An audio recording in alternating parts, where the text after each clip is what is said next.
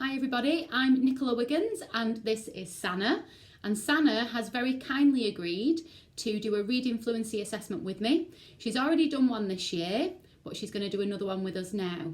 The piece of text we've chosen is a piece of text that is unfamiliar to Sana. She's never seen this text before, but it is a text pitched at her chronological age. For this particular assessment, I have used something called the YARC, which is a GL assessment resource, but there are many other resources out there, some of which I have popped onto the website below.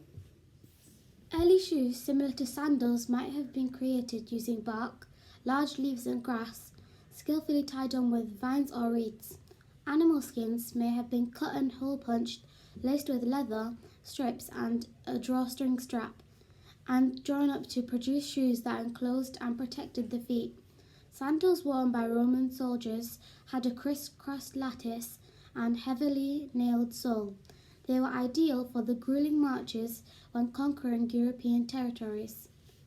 Footwear clearly has very practical origins, but throughout the centuries, it has also been significant as the wearer's social and fashion statement. In the 14th century, many men wore shoes with long curled toes, the length of which was a clear indicator of a man's wealth and status. They sometimes needed a chain to be attached from the toe to the knee to help them walk. Modern-day trainers or sneakers, so called because the rubberized sole made the shoe stealthy and quiet when walking, became popular in the late 19th century. The trainers were worn by athletes until Hollywood picked up the fashion and made them the official uniform of the young and trendy. At the beginning of the 20th century, Converse began manufacturing the first performance basketball shoes, which were closely followed by Adidas's handmade training shoes. To wear footwear with their logos was a signal of just how fashionable we were. Once the pupil has finished reading, I'd then complete the rubric. If you have an iPad or another type of recording device, this can be really useful in terms of you going back and listening to it, just to shore up your judgments on any of those bits of the rubric. I wouldn't do that for every child, but for some children it might be useful to have that ongoing log or the ability to go back and have a look if you're not sure.